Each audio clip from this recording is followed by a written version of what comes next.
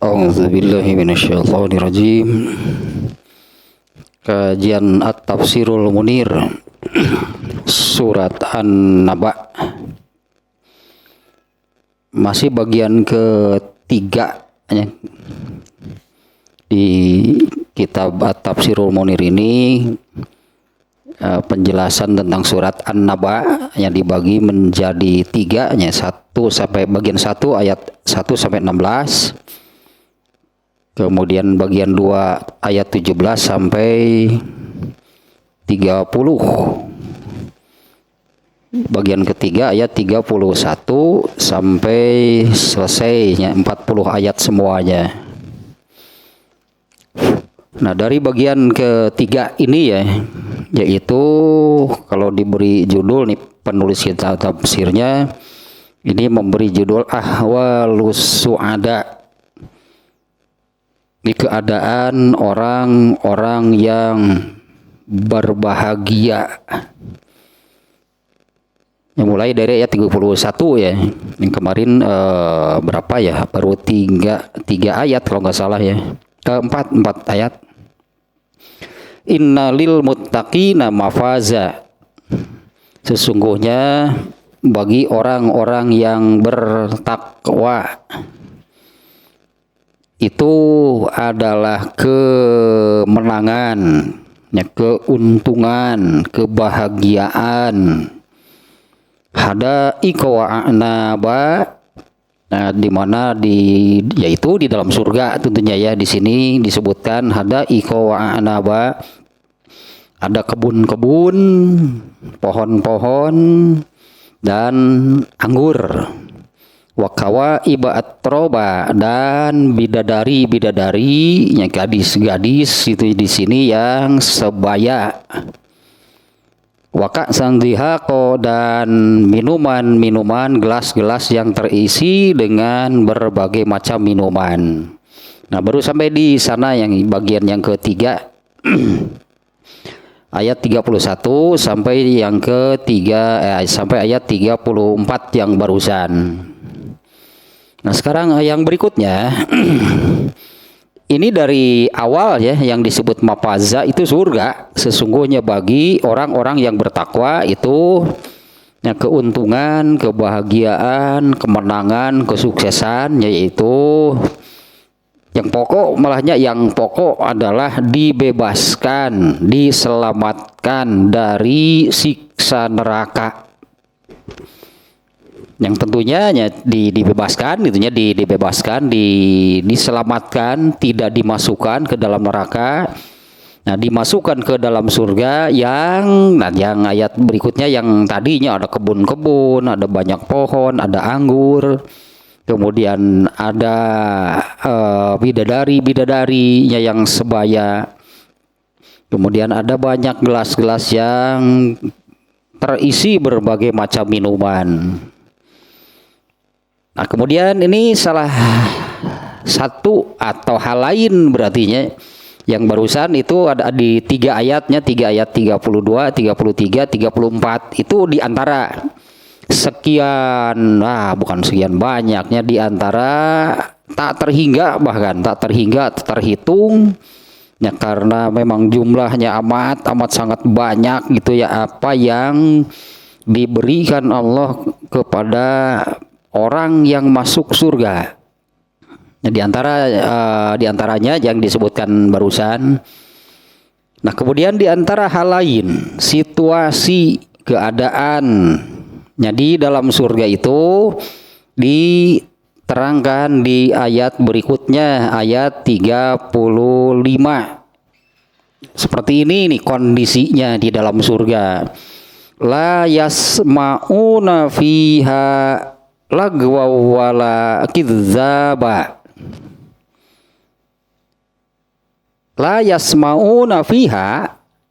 Ini sudah disebutnya di sini sudah disebut nih, di sana itu di mana gitu ya. Sebelumnya tidak disebutkan gitu ya, tidak disebutkan tentang jannahnya, surganya gitu ya, tidak disebut. Di ayat sebelumnya innalil muttaqina mafaza, ada ikawa anaba wa kawa iba atroba wa ka'sang dihaqo, tidak menyebut-nyebut surga. Nah di sini ini baru disebutkan ya, la yasmauna fiha, mereka tidak mendengar, fiha di sana, di dalamnya. Nah di mana gitu ya, ini di sana, di dalamnya itu di mana?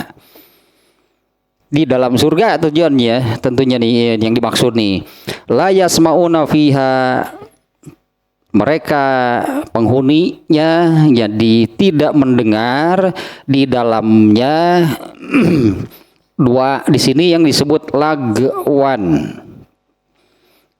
wala kizaban, lagwan wala kizaban. La yasmauna artinya ini yang terdengar nih ya, la yasmauna mereka di dalam surga itu tidak mendengar lagwan. Nah ini secara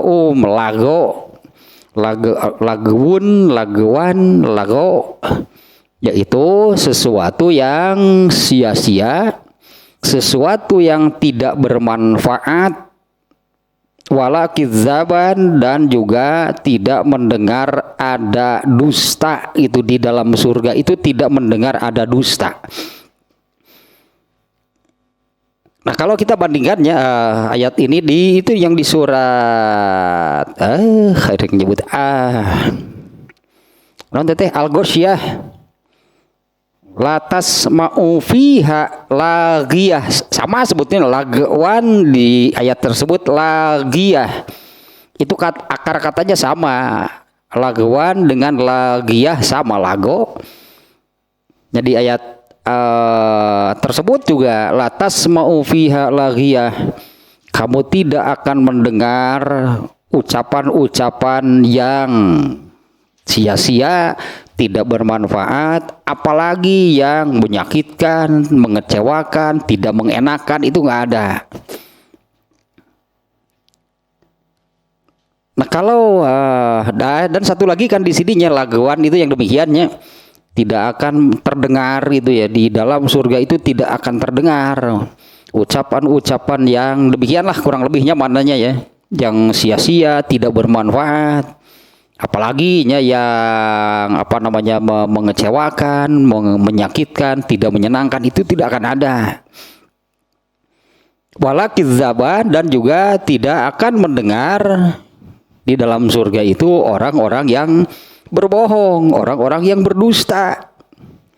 Bersih, berarti kan semuanya dari hal-hal yang karena itulah surga itu betul-betulnya orang yang masuk surga itu berarti kan betul-betul bersih segala-galanya, bersih jasmani dan rohaninya. Kalau di dunia kita lihat dulu nih ya, karena di kitab tafsir ini juga disebut-sebutnya bedalah dengan di dunia, agak sepi kagak leuheun di dunia. Di dunia itu malah apalaginya dalam kondisi ini ya, dalam kondisi ininya kalau kita kaitkan dengan hadis yang menerangkan ini tentang amanah. Amanah itu kejujuran. Ini kejujurannya, amanah itu kejujuran.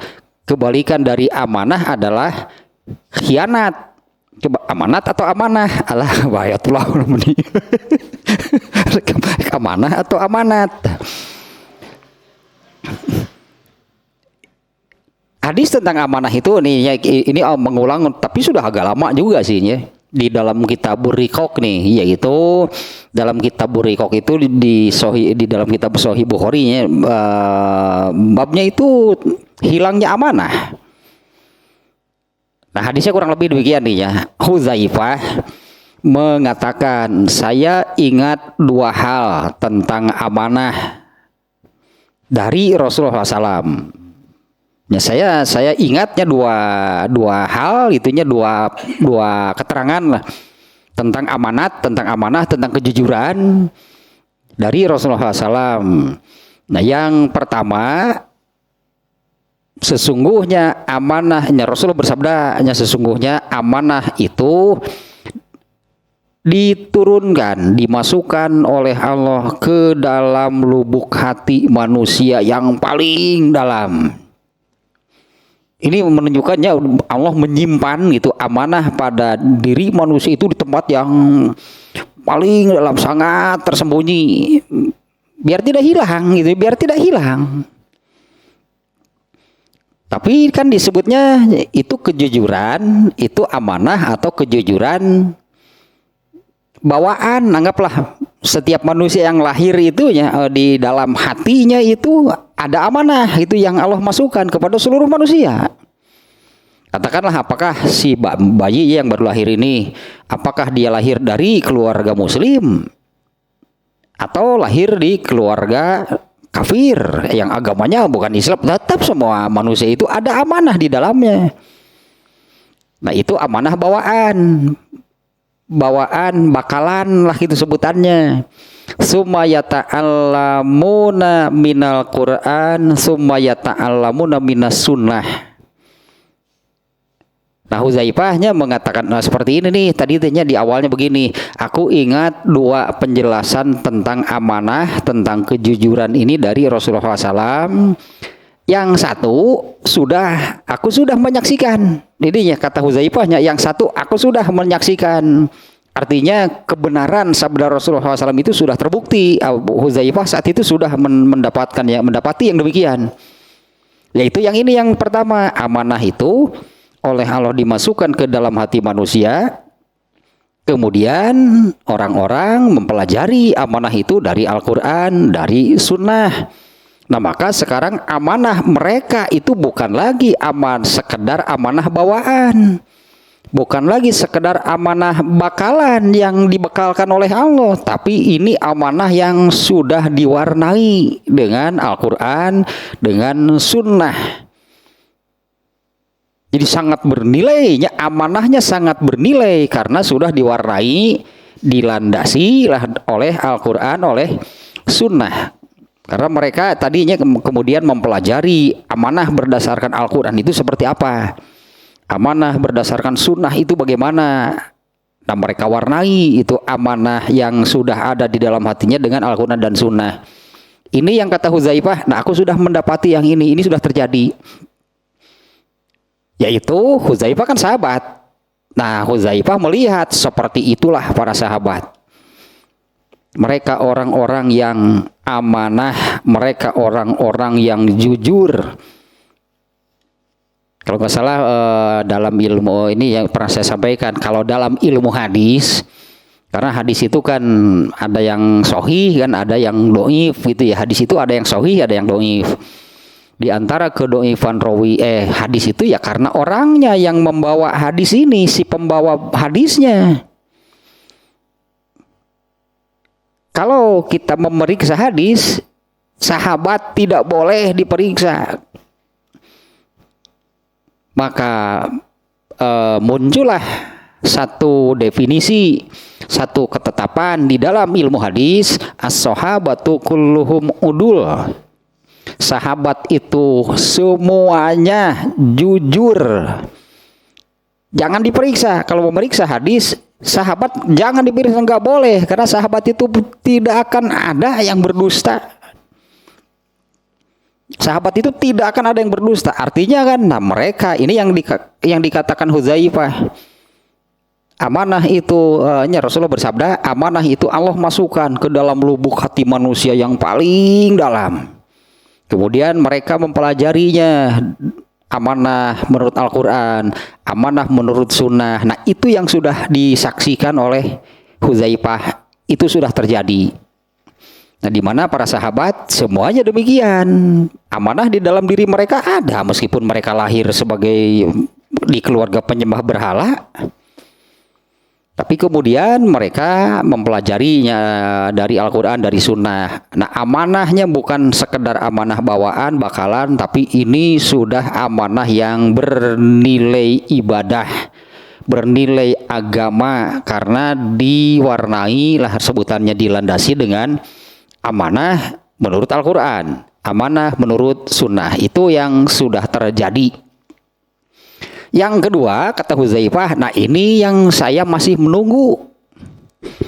Saya masih menunggu nih yang amanah penjelasan kedua tentang amanah dari Rasulullah SAW, yaitu tentang hilangnya amanah. Nah, di mana hilangnya amanah itu Rasul sendirinya menyabdakannya. Ini maknanya artinya tidak sekaligus hilang, tapi sedikit demi sedikit. Seseorang tidur, amanahnya itu mulai ini keluar dari bagian, dari tempat yang paling dalamnya, keluar sedikit. Lalu tidur lagi, geser lagi, tidur lagi, geser lagi, tidur lagi, geser lagi. Artinya sedikit demi sedikit, akhirnya lepas, keluar, hilang amanah itu dari dalam hati manusia. Sehingga, nah kalau amanah itu sudah tidak ada lagi di dalam hati manusia, Rasulullah SAW menyebutnya inilah manusia sampah. Yaitu manusia yang sudah hilang amanahnya. Nah, kalau dalam situasi seperti itu, malah kan Huzaifah juga nih di hadisnya, kalau kita baca di dalam hadisnya, sampai situasinya seperti ini. Datanglah seseorang yang mengatakan, karena ini secara umum situasinya sudah demikian ya, situasinya sudah demikian. Lalu ada seseorang yang datang yang mengatakan, tuh di daerah anu ada si fulan yang wah dia itu pemberani, dia itu cerdas, dia itu seolah-olah orang hebat lah. Begitu didatangi, ternyata dia itu orang yang imannya hanya sebesar debu. Kalau nggak salah di dalam hadisnya demikian. Ini parah banget. Orang terhebatnya saja ternyata manusia yang imannya paling rendah. Nah, itulah di dunia. Sampai di di negara kita. Di negara kita ini sampai ada satu slogan, berani jujur itu hebat. Apa hebatnya jujur pada kuduna itu? Kuduna memang di bahanan kok Allah kita amanah itu di dalam hati. Berani jujur itu hebat. Siga nu kieu bener namanya orang yang mengerjakan sholat wajib itu hebat. Non hebat eta bos kewajiban. Apa kita mau mengatakan hebat kalau lihat ibu-ibu yang nyuci baju? Nah, naon hebat? Memang sudah keharusan, emang sudah kewajiban. Nah, itu kan menggambarkan amanah itu sudah hilang. Di dunia demikian, di surga nggak akan ada orang-orang yang berdusta. Lalu yang ketika di dunianya berdusta kemana? Mau ke surga, berarti karena di surga gak boleh berdusta. Orang yang itu hilang amanah, berarti orang yang hilang amanah dari dalam hatinya. Kalau hilang amanah terus jadi apa? Jadi bagaimana? Kebalikan amanah apa?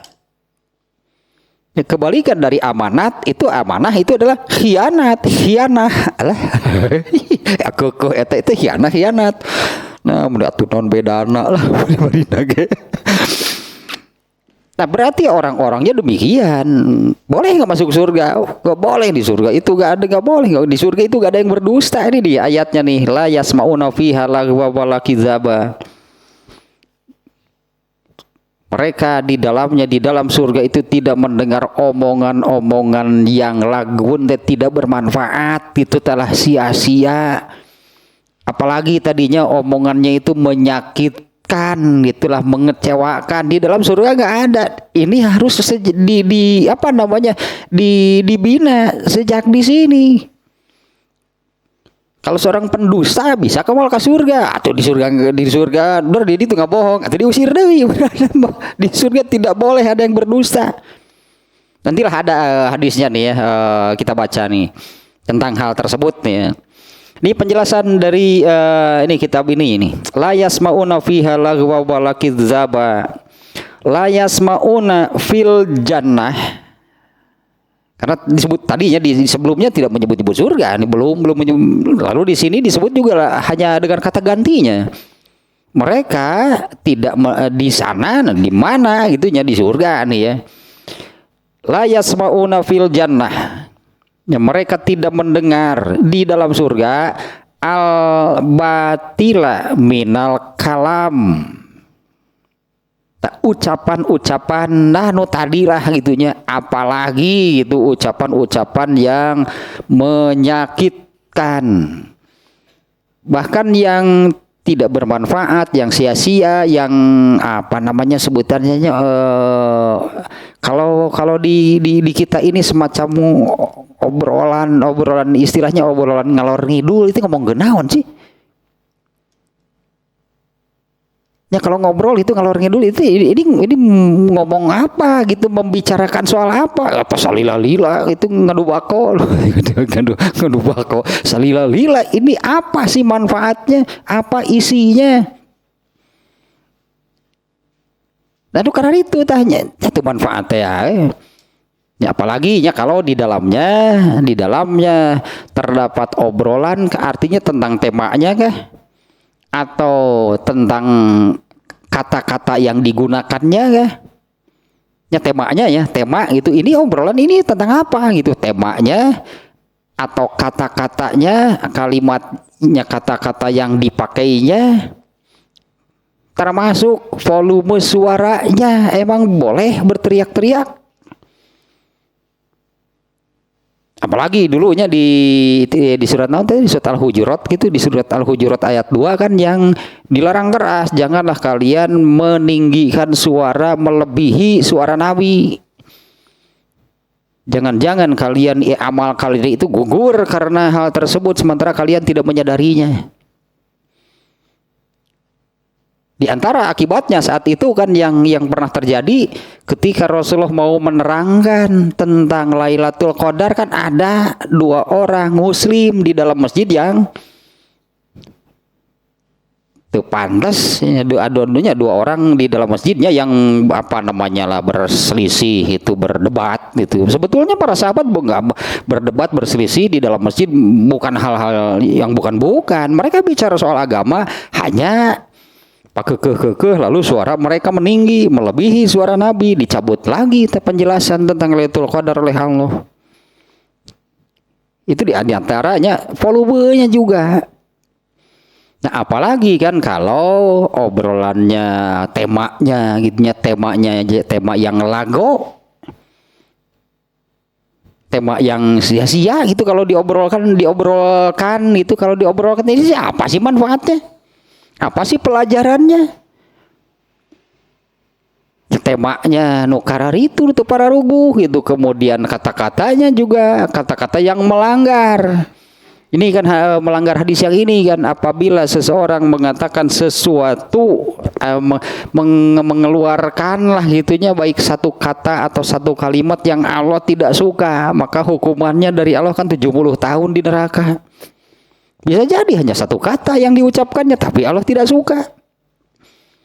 Bahkan di hadisnya yang menerangkan itu yang karena omongan gitu, karena omongan satu kali omongan yang Allah tidak ridho, Allah tidak suka, 70 tahun di neraka. Di hadisnya itu kan menerangkan bahkan orangnya sendiri tidak menyadari itu dia mengeluarkan kata-kata yang Allah tidak suka. Nah tentu jauh nih ya, di surga nih tidak akan terdengar al-batila minal kalam, tidak akan terdengar kata-kata yang batil. Ya, di dalam surga itu tidak akan terdengar ucapan-ucapan yang kalau lagoma tadinya yang tidak bermanfaat, tidak sia-sia, kemudian disebut nantinya tidak bermanfaat, sia-sia. Wala yakzibu ba'duhum ba'don, dan di dalam surga itu tidak ada seseorang yang di dalam surga nih ya, di dalam surga itu tidak ada seseorang yang berbohong kepada yang lainnya. Nah di surga gak akan ada. Nah ini harus diciptakan gitu, artinya ini harus diciptakan, dikondisikan sejak di dunia. Makanya saya tadi katakan kalau orang yang di dunianya pendusta ke surga moal atuh hese dari itu temenang gitu. Tidak boleh berdusta. Nah, di mana hal ini kan sudah dibuktikan gitu dulu oleh para sahabat. Ada sahabat yang berdusta nggak? Nggak akan ada. Makanya kalau dalam ilmu hadis tadinya para sahabat tidak boleh diperiksa, dikritisi, diperiksa. Bahwa doibna sahabat, nggak akan ada. Tidak boleh sahabat diperiksa. Gak akan adanya satu hadis yang doif, misalnya doif nih. Kalau memeriksa hadis, ternyata doif. Siapa sih yang doifnya? Apa? Bagaimana sih doifnya? Ini sahabatnya nih. Gak akan ada sahabat itu yang berdusta. Tidak ada sahabat yang bermasalah hanya dalam meriwayatkan hadis sampai ditetapkan demikian. As-sahabatu kulluhum udul. Semua sahabat itu jujur. Itu yang tadi kata Huzaifah, itu yang sudah aku dapati. Itu sudah terjadi. Tentang amanahnya Rasulullah menerangkan dua hal. Nah, yang pertama Huzaifah mengatakan ini sudah terjadi. Nah, maksudnya ternyata demikian ya, bahwa sahabat itu semuanya amanah, semuanya jujur. Dan kejujuran mereka, amanah mereka itu bukan hanya amanah bawaan, bukan hanya amanah bakalan. Kata Huzaifah, mempelajarinya dari Al-Quran, mempelajari dari sunnah. Artinya amanahnya itu amanah yang bernilai agama, bernilai ibadah. Nah, kalau di dunia sebaliknya nih, atau hadis yang ayat yang lain tadinya di surat itu tadi, surat Al-Ghasyiyah ayat berapa tetenu la tasma'u fiha laghiyah. Disebutkan ayat sok. Amilatun nasibah taslan naron hamiyah tuskomin aina naniyah laisalhum. Nah, ini yang kelompok kedua berarti wujuhu yauma idzin naimah. Pada di akhirat nantinya ada orang-orang yang dengan wajah penuh kenikmatan, wajah yang ceria, berseri-seri. Wujuhu yauma idzin naimah lisaiha radiyah fi jannatin aliyah, di surga yang tinggi. Latas mau fiha laghiyah. Sejalan dengan ayat ini. Kemudian satu lagi yang demikian di surat At-Tur. Di surat At-Tur ayat 23. La lagwun fiha wala ta'simun. Di dalam surga itu tidak ada lagi. Nah, ini lagun artinya hal yang sia-sia. Artinya yang dilakukan, yang diucapkan, yang dilakukan, yang diucapkan oleh penghuni surga itu tidak akan ada yang seperti ini. Tidak ada lagwun wala ta'simun. Kalau ucapan gitu ya, di sini tidak ada lagun wala kidzaba, tidak akan ada yang sia-sia, yang tidak bermanfaat, dan tidak akan ada yang berdusta. Ini situasi ini sudah dicontohkan gitunya, bagaimana Rasulullah SAW dan para sahabat mereka tidak ada yang berdusta. Tak surga dunia mah eta meureunnya baheulanya. Surga situasi surga ketika di dunia itu hanya pernah terjadi satu kali, yaitu di generasi manusia terbaik. Kan Rasulullah menyebutnya khairul quruni qarni, sebaik-baik generasi manusia itu adalah generasiku, yaitu Rasulullah dan para sahabat. Di mana para sahabat tidak ada yang berbohong. Para sahabat sangat menghindarinya berdusta. Karena Rasulullah sudah menyabdakan ayatul munafiki salasun. Ciri munafik itu ada 3. Sementara ketika Rasulullah bersabda demikian, orang munafiknya masih ada kan, masih hidup. Abdullah bin Ubay dan kawan-kawan. Jadi seolah-olah Rasulullah itu, kalau kamu ingin tahu siapa saja orang-orang munafik saat itu, ya cirina. 1, iza haddasa kadzaba, apabila berkata dia dusta. Wa iza wa'ada akhlafa, apabila berjanji dia ingkar.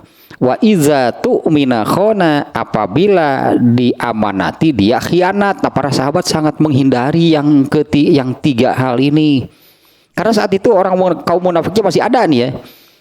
Kalau diandai kedapatan sahabat yang berdusta, sahabat-sahabat yang lain udah nggak usah ngomong. Oh, ini cirinya ada kan? Berarti ini nih anak buahnya Abdullah bin Ubay nih. Makanya para sahabat sangat menghindari. Ternyata surga di dunia deh, Rasulullah dan para sahabat hidup mereka dulu seperti apa? Tah lepas dari ini nih, di dalam surga itu la yasmauna fiha lagwan wala kidzaban. Artinya kan harus dibawa dari sekarang, dibawa dari dunia. Nih yang ini harus tidak ada. Jangan membawa lagwun, jangan membawa kidzabun itu ke dalam surga, ditolak. Artinya masuk surga akan ditolak karena di surga nggak ada yang seperti ini. Wahaza dalilun ala nazafatil bai'ati wasammuhal adabiyyu wasammuha al adabiyya. Ini adalah dalil. Ini penjelasan berikutnya nih. Aza dalilun. Ini adalah dalil ala nazafatil bai'ah. Dalil atas kondisi keadaan lingkungan tempat hidup kehidupan itulah di surga seperti itu. Ya ini adalah dalilnya yang menerangkan, yang menunjukkan betapa bersih nih ala nazofah bersih. Jadi di surga itu itunya bersih dari hal-hal yang seperti ini. Bersih kondisinya, bersih situasinya, bersih lingkungannya, bersih tempat hidupnya dari hal-hal yang seperti ini. Mimma tartahulahun nufus, semuanya di surga itu hanya yang didapati di dalam surga itu hanya ma tartahulahun nufus, sesuatu yang menenangkan jiwa, yang menyenangkan, yang membahagiakan. Makanya di dalam surga isinya hanya kebahagiaan, isinya hanya kenikmatan, gak akan ada yang lain. Nah karena kondisinya, situasinya, lingkungannya, tempat hidupnya dan kehidupan di surga itu seperti ini. Matar tahu lahun nufus, hanya atau segala sesuatunya yang menenangkan itulah, yang menenangkan, yang membahagiakan. Ya, sesuatu yang mendatangkan pokoknya yang kenikmatan, kesenangan, kenyamanan, kedamaian. Nah, di dalam surga itu digambarkan dengan seperti ini, la tasma'u fiha lagwa wala kidzaba. Kalau di ayat aturnya ayat 23 la lagwun fiha wala ta'simun. Ya sama maknanya kurang lebihnya. Kemudian tadi lagi satu lagi di surat Al-Ghasyiyah la tasma'u fiha laghiyah. Dan ini persis nih penjelasannya seperti ini benar nih. Yang ada itu ini menunjukkan betapa bersihnya tempat hidup, tadinya tempat hidup lingkungannya, keadaannya, situasinya, pokoknya di dalam surga itu hanya ya yang berupa matar tahulahun nufus ya, yang menenangkan, yang menyenangkan, menggembirakan. Itulah nikmat, tentram, nyaman, damai, pokoknya yang baik-baik lah semuanya gitu ya. Iya jadi kadieukeun ya oleh penulis kitab oleh penjelasannya nih, khilafan lihalid dunya, ini berbeda dengan keadaan di dunia.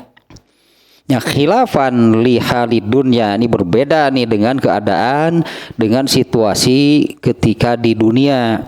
Haitsu yasma'u fihal insanul mu'minu ma yajrahu syu'ura wa yu'limun nafsa, di mana orang-orang yang beriman itu banyaknya, orang-orang yang beriman itu banyak mendapati apa yang melukai perasaan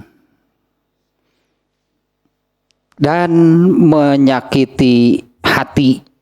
Jangan aneh nih, orang yang beriman itu akan banyak yang mendapati hal yang seperti ini.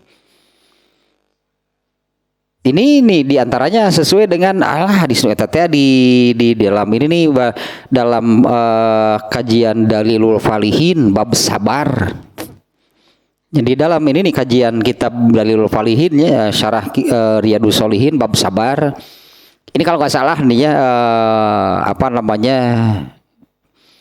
bab sabar di dalam kitab tersebut itu hadisnya ada 29, cukup lamanya. Kemarin-kemarin kita membahas kitab Dalilul Falihin tentang sabar ini, hadisnya ada 29.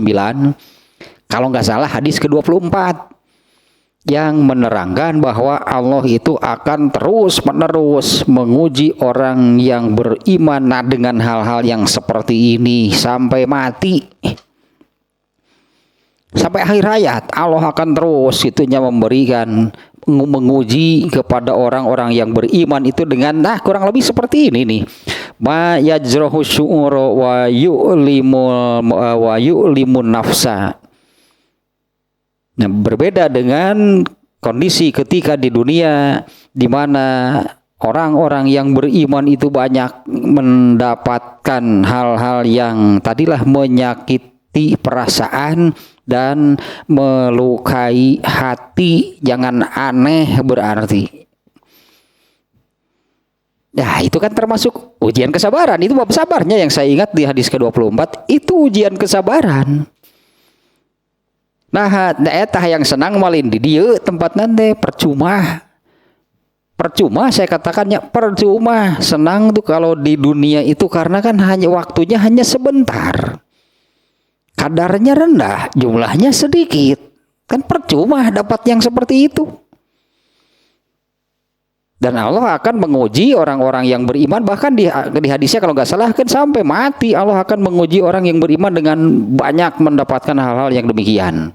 Ini kalau di sini bahasanya yajrahun syu'ur, ini yang menyakiti perasaan, yang melukai hati.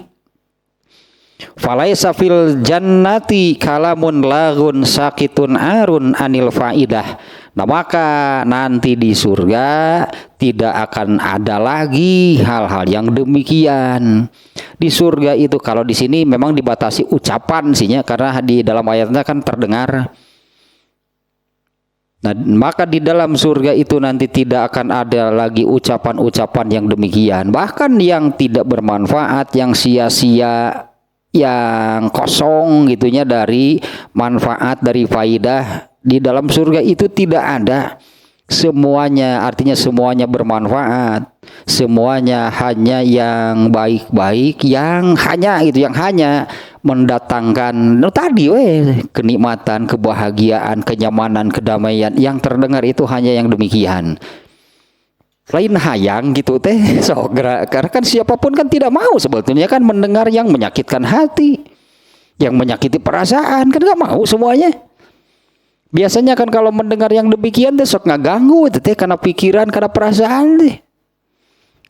Ketika mendengar ucapan-ucapan yang demikian itu kan nggak enak disebutnya, kan perasaan itu nggak enak. Siapapun tidak mau itu manusia itu mendengar yang demikian. Nah, tapi kalau ketika di dunia, mana teh hadis nanti lah. Kalau ketika di dunia, wayahna itu ada hanya hadis yang menerangkan demikian. Allah akan intinya menguji kesabaran orang-orang yang beriman dengan hal-hal yang demikian, bahkan sampai mereka sampai akhir hayatnya, sampai mati. Karitu yang didapatkan oleh orang yang beriman. Banyaknya hal yang telah sebutannya menyakitkan itu, menyakiti perasaan, melukai hati, banyak yang demikian.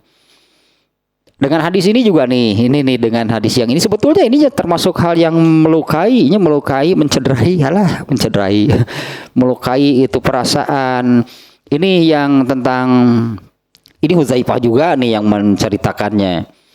Ini tentang ad-dakhon teh kabut sehingga tersamarkan sehingga samar. Ini hadisnya yang seperti ini. Hudzaifah menanyakan kepada Rasulullah, dulu kami hidup jahiliyah. Hidup jahiliyah seperti apa ininya, yang kata Hudzaifah, dulu kami jahiliyah. Hudzaifah memang mengalami masa jahiliyah. Hidup kami itu hanya isinya itu kemusyrikan, kekufuran, kemaksiatan, dan hal-hal yang buruk. Itu isi hidup kami ketika di zaman jahiliyah. Kemudian Allah menurunkan kebaikan ini, yaitu menurunkan Al-Quran, menurunkan agama Islam. Berubah total hidup para sahabat.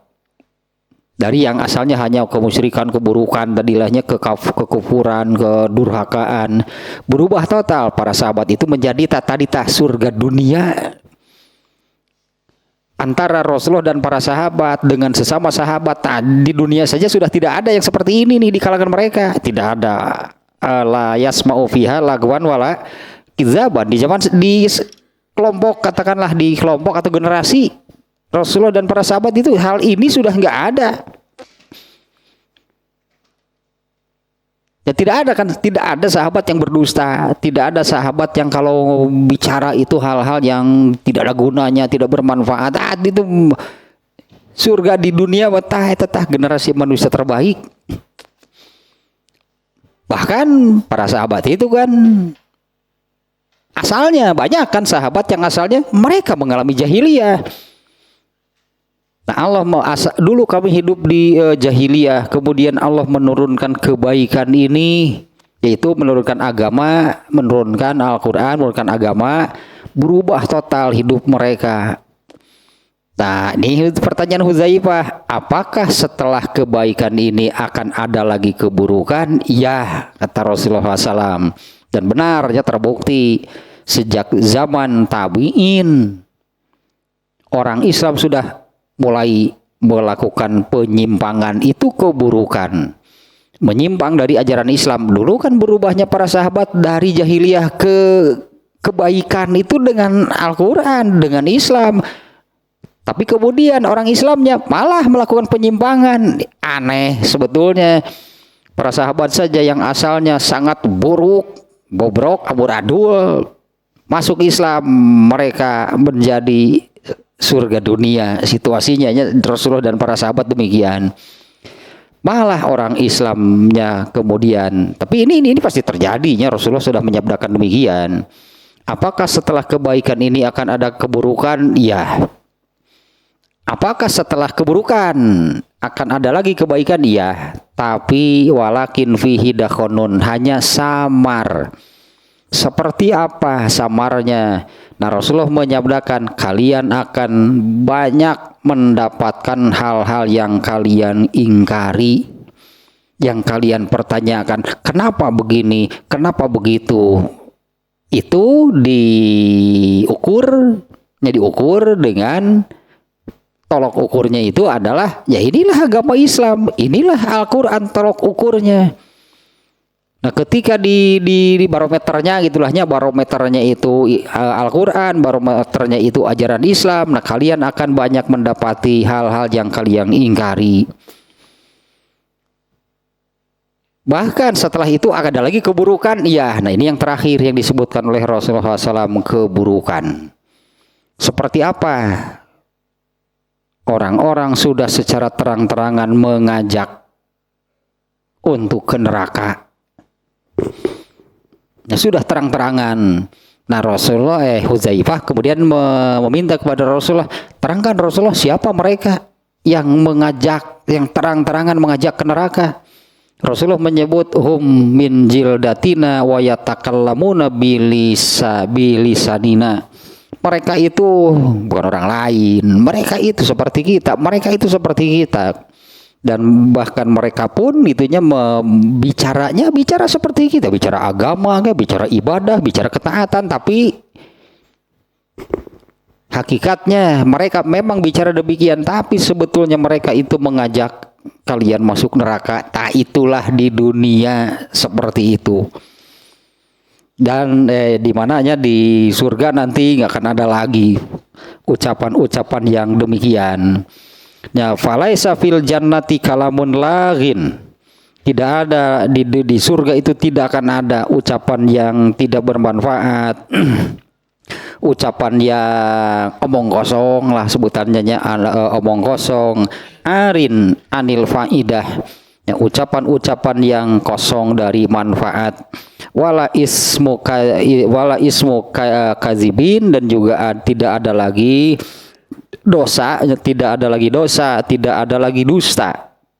Bal hiya darussalam, surga itu adalah darussalam, tempat keselamatan.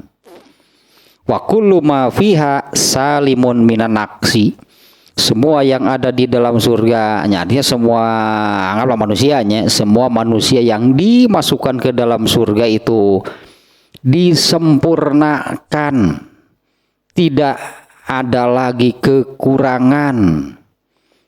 Di dalam kalau katakanlah kalau di dunianya manusia itu sangat banyak sekali kekurangan. Di dalam surga nanti tidak ada lagi kekurangan. Semuanya disempurnakan. Nah, ini yang saya katakan tadinya. Berdasarkan ayat ini kan yang menerangkan di surga itu tidak ada perkataan yang sia-sia, tidak bermanfaat, omong kosong. Semuanya hanya yang terdengar itu hanya yang membahagiakan, terasa nikmat, terasa nyaman, damai dan sebagainya lah yang demikian.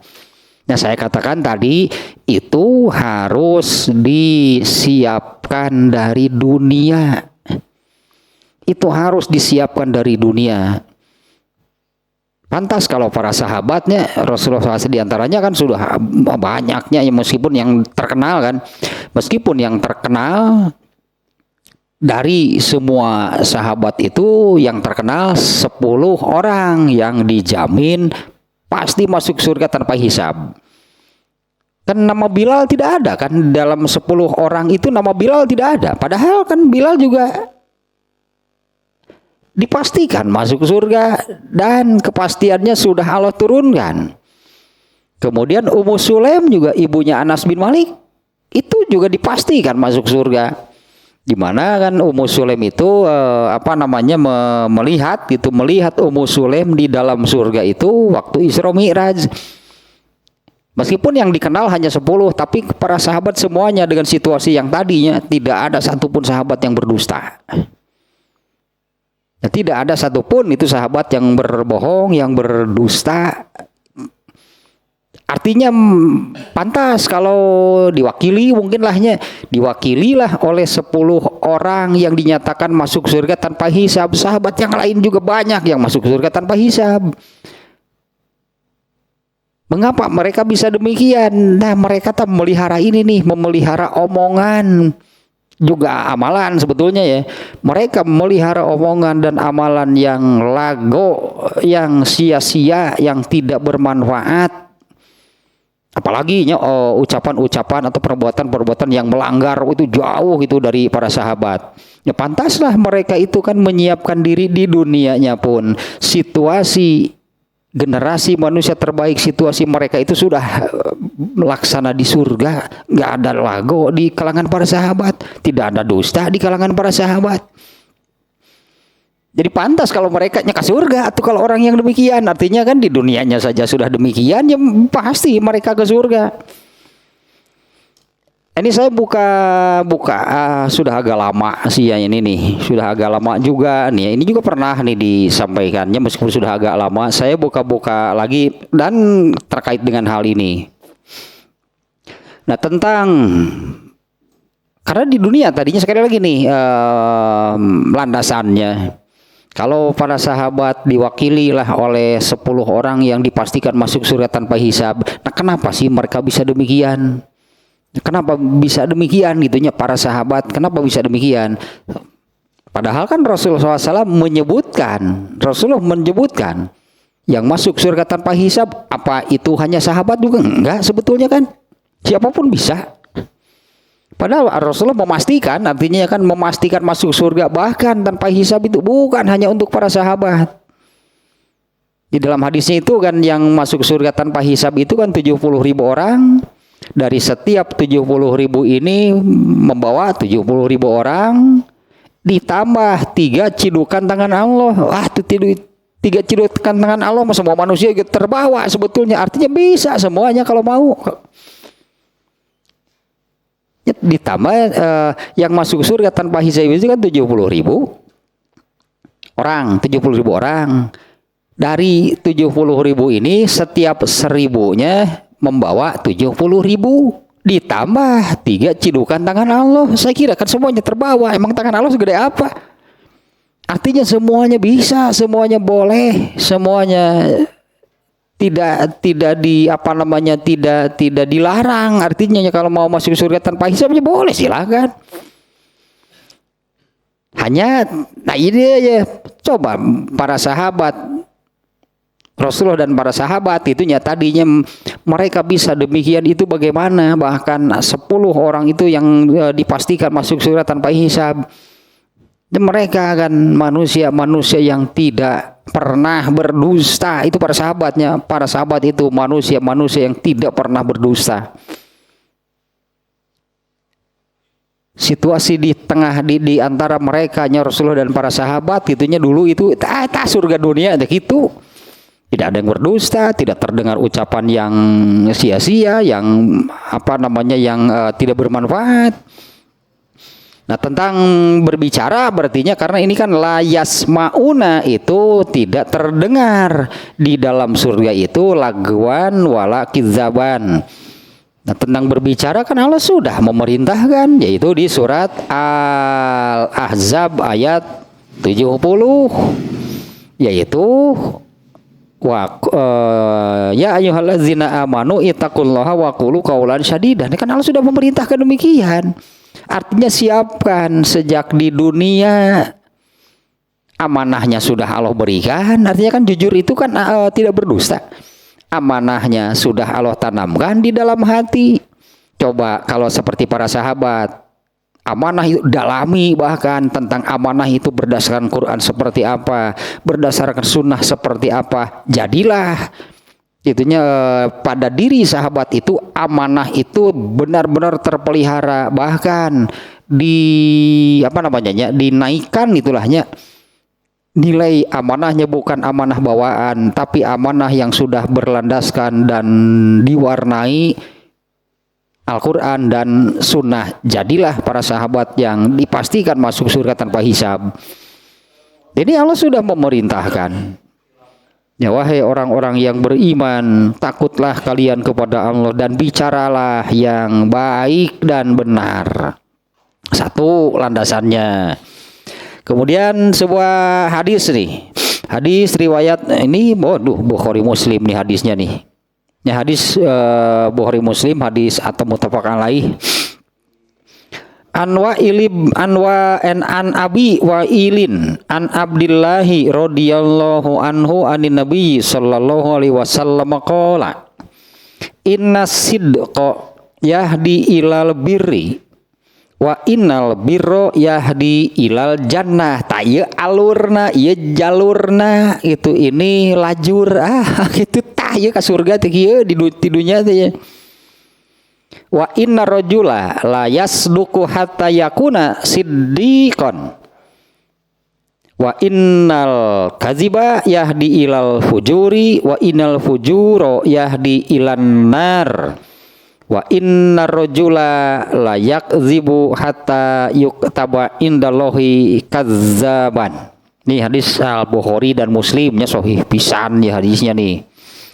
Dari Abu Wa'il, dari Abdullah bin Mas'ud, semoga Allah meridhoinya, dari Nabi sallallahu alaihi wasallam beliau bersabda. Ini aslinya seperti ini sabda nabinya ya. Inna sidqa yahdi ilal birri. Sesungguhnya kejujuran, asidku itunya sesungguhnya kejujuran akan membimbing pada al-birru. Kejujuran itu akan membawa kepada al-birru. Inna sidqa yahdi ilal birri wa innal birra yahdi ilal jannah. Dan al-birru itu akan membimbing ke surga. Nah, akan sejalan berarti kannya, karena di surga itu tidak ada dusta. Ini biasakan berarti sejak di dunia. Ini nih dalilnya. Karena kejujuran itu akan membawa kepada al-birru. Emang ini untuk orang-orang setelah di surga kan, untuk di sini kan, hari sini. Inna sidqa yahdi ilal birri. Sesungguhnya kejujuran itu akan membawa kepada al birru, artinya kepada kebaikan. Anggaplah di sini ini kepada kebaikan secara umum ya. Kejujuran itu akan membimbing, akan membawa kepada kebaikan. Wa innal birra yahdi ilal jannah. Dan al birru itu akan membimbing, membawa ke surga. Sesungguhnya jika seseorang senantiasa berlaku jujur, Ya, sesungguhnya jika seseorang senantiasa berlaku jujur, ya tidak berdusta, hingga ia akan dicatat sebagai orang yang jujur. Artinya apabila seseorang yang terbiasa membiasakan diri untuk jujur, untuk amanah itu, maka Allah akan mencatatnya sebagai siddiq. Di sini disebutnya yaitu orang yang benar, orang yang selalu jujur, orang yang amanah, artinya orang yang menjaga amanahnya. Kemudian yang sebaliknya, wa inal kadziba yahdi ilal fujur. Sesungguhnya kedustaan, kebohongan atau dusta itu akan mengantarkan pada kejahatan. Ya, sesungguhnya kedustaan, kebohongan, berdusta, berbohong itu akan mengantarkan pada kejahatan. Wa innal fujuro yahdi ilan nar, dan sesungguhnya kejahatan itu, ya kejahatan, keburukan, artinya di sini berartinya keburukan, kejahatan, perbuatan dosa, perbuatan maksiat itu akan menggiring seseorang ke dalam neraka. Dan sesungguhnya jika seseorang membiasakan diri berdusta, ini redaksi Arabnya, wa innal fujuro yahdi ilan nar wa innar rajula la yakdzibu. Nah, apabila seseorang membiasakan diri, terbiasa akhirnya berdusta, maka akan dicatat baginya sebagai seorang pendusta. Atau mual ke surga, karena di surga tidak ada yang berdusta. Itulahnya alurnya berdasarkan ayat ini, karena di surga itu tidak ada yang tidak terdengar ucapan, obrolan yang sia-sia, tidak bermanfaat, dan tidak terdengar juga ucapan-ucapan dusta. Nah, terkait dengan itunya yang kedua berarti di dalam surga itu mereka tidak mendengar lagwan wala kidzaba, ucapan yang sia-sia dan dusta. Ini nih hadis ini nih ya, tentang berdusta nih hadis ini, yaitu yang tadilahnya jujur, benar itu akan membawa kepada albirru, kepada kebaikan, dan albirru itu akan membawa ke surga. Dan apabila seseorang membiasakan diri dan akhirnya terbiasa itu untuk jujur, untuk benar, maka Allah akan mencatatnya sebagai siddiq. Dimana kan siddiq ini ya, kalau sudah ditetapkan, dicap sebagai siddiq, lalu minta kepada Allah, ya Allah, yang ini nih hadisnya nih, ya Allah berilah aku kesyahidan, berilah aku kemuliaan dan derajat orang seperti orang-orang yang mati syahid, pasti oleh Allah diberi. Itu kan hadisnya kemarinnya tentang kesyahidan itu pasti oleh Allah diberi. Nah, dan sebaliknya nih, orang yang ini hilang amanah, orang yang berdusta, orang yang tidak jujur, itu akan membawa kepada keburukan, kejahatan. Dan keburukan, kejahatan itu akan membawa ke neraka. Dan apabila membiasakan diri dan terbiasa seperti itu, maka Allah akan mencatatnya sebagai seorang pendusta. Nah, itulahnya saya ini nih teringat itu hadis tersebutnya yang ternyata alur gitulahnya, karena di surga itu tidak ada dosa, ya maka jangan dusta sejak di dunia, ke surga berarti. Karena dia berkata hadis barusannya, kejujuran itu akan membawa kepada kebaikan. Kalau kejujuran pasti akan membimbingnya itu kepada kebaikan. Nah, dan kebaikan itu yang akan membimbingnya ke surga. Nah, ada ini nih kisah ini tentang seorang pemuda kalau nggak salah nih, pemuda atau bukan gitunya, di dalam hadisnya ada seorang lah gitunya yang dia berbicara kepada Rasulullah, saya akan masuk Islam, saya akan beriman, tapi dengan syarat hobi saya jangan dilarang, kalau nggak salah gitulah. Tapi hayang jeung karesep saya jangan dilarang. Rasulullah menjawab boleh, tapi satu juga yang harus kamu penuhi, apa, jangan berdusta. Itu Rasulullah pernah mengatakan demikian nih kepada seseorang yang akhirnya mereka dia ini kan setelah berbuat begini begitu, lalu ada yang nanya, dia sudah nggak bisa berdusta karena dia sudah berjanji, ya saya tidak akan berdusta. Tungtung nama rendah dari keburukannya, akhirnya jadi sahabat sihnya. Akhirnya orang ini dia berhenti dari keburukannya karena dia nggak bisa berdusta lagi. Asalnya kan dia berbuat keburukan, ditanya oleh orang lain dia bisa berdusta. Nah Rasulullah minta, boleh ya Bapak, oh silakan kalau kamu kahayang jeung karesepek tuturkeun dengan hiji tengah wadul. Sak kitu cek Nabi teh bener robah ku eta mah, berubah semuanya. Saya lupa lagi itunya nama sahabatnya siapa, kemudian tapi jangan dilarang tentang apalah, kurang lebih kalau nggak salah demikiannya. Saya akan masuk Islam, saya akan beriman dengan hiji we hayang jeung karesep saya tong dicarek efek bae cek Nabi itu awal mau dicarek pek we ngan hiji. Tapi Rasulullah minta persyaratannya, syarat jangan berbohong. Ya gampang geuningan. Tadi nama sahabat ieu teh gampang gitu bungkul tengah wadul pirage. Ya ada jujur mah kudu bersih manehna teh ada. Ternyata orang ini ketika aja melakukan keburukan lalu ada yang bertanya, dia sudah nggak bisa berdusta, nggak boleh berbohong karena sudah menyanggupinya. Akhirnya berubah sendiri. Nah itu berartinya seperti hadis ini efek gitu kan, benar nih. Efek dari apa namanya kejujurannya di dalam hadis tadinya, efek dari kejujuran itu pasti akan membawa kepada kebaikan. Dan ternyata alurnya memang demikian. Dengan ayat ini boleh bertanya ini saja sihnya, ingin masuk surga jangan berbohong. Sakitu karena di dalam surga nanti tidak bisa. Yang dicarekan kok kalau kita di akhirat nggak bohong kene toh. Di akhirat nggak bohong kene.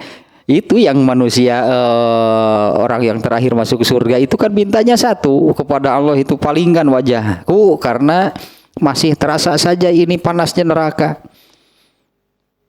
Satu saja permintaanku, hanya itu.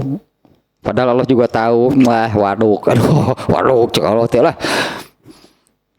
Satu saja permintaanku. Benar nggak akan minta apa-apa lagi? Ya, palingkan mukaku dari neraka karena aku sudah tidak kuat meskipun sudah tidak terbakar langsung. Nggak akan minta apa-apa lagi. Mual aslina.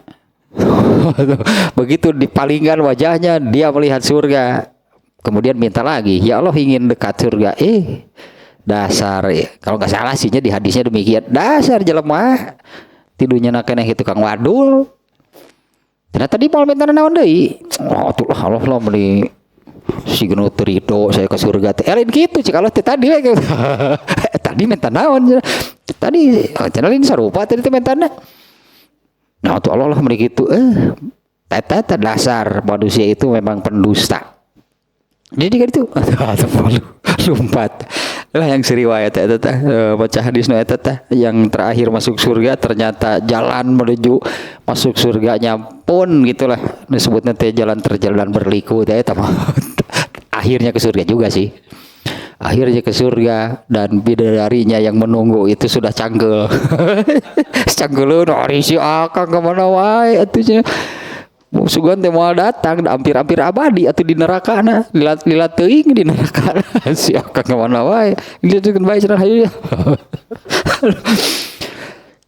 Nah ayat yang ke-36-nya jazaan min rabbika atau an hisaba, inilah balasan dari Tuhanmu, atau an hisaba dengan balasan yang tak terhingga. Jangankan sekarang manusia membayangkan surga ya. Jangankan sekarang manusia membayangkan surga yang oleh Rasulullah SAW sudah dipastikan, sudah disabdakan oleh Rasulullah. Ayat juga ada lah, ayat juga adanya yang menerangkan seperti ini, bahwa surga itu tidak ada mata yang pernah melihatnya, la ainun ra'at. Nah, itu ada ayat yang demikian sebetulnya ya. Wala uzunun sami'at, tidak pernah ada telinga yang mendengarnya, wala khotorun naon gitu nanti lah itu aja, dan juga tidak akan ada akal pikiran manusia yang menjangkau hakikat dari surga.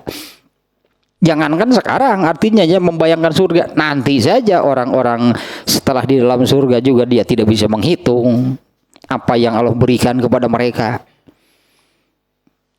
Ini jazaan min rabbika atau an hisaba, sebagai balasan dari Tuhanmu dengan pemberian, balasan, ganjaran yang tak terhingga.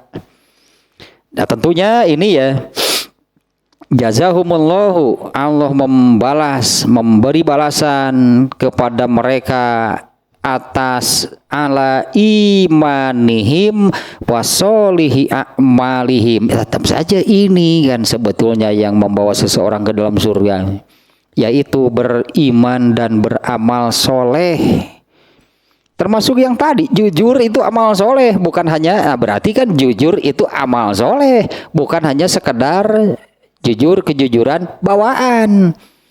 Kalau hanya sekedar kejujuran bawaan, orang kafir juga ada yang jujur, tapi kan mereka bukan, kejujuran mereka itu kejujuran bawaan, bukan yang dilandasi, diwarnai oleh Al-Quran, oleh Sunnah. Jadi nggak bernilai, nggak bermakna kejujuran mereka.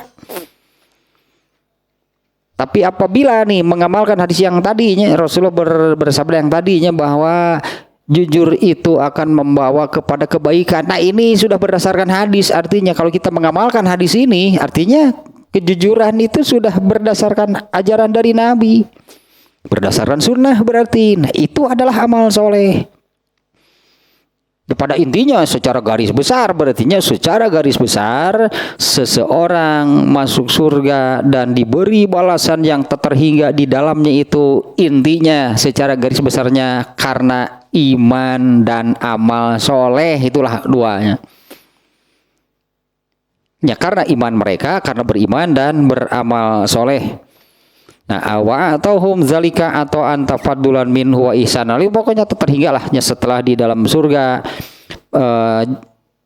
Kalau saya katakan tadi, ya jangankan kita membayangkan sekarang itu di surga itu pemberian Allah seperti apa. Tadilah Rasulullah sudah menyabdakan hakikat surga seperti apa, nggak akan ada. Tidak pernah, surga itu tidak pernah ada mata yang melihatnya, telinga yang mendengarnya, dan pikiran yang mampu menjangkau yang sesungguhnya surga itu seperti apa.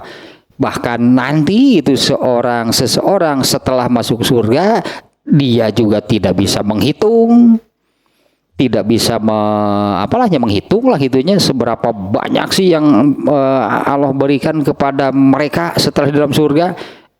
Setelah di surga juga penghuninya tidak bisa menghitung.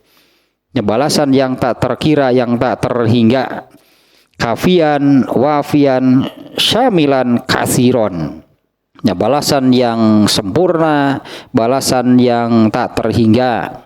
Hasbuma wa'adahum bihi min mudha'afati ajril hasanati wa takfiris sayyi'atah. Itulah semuanya ini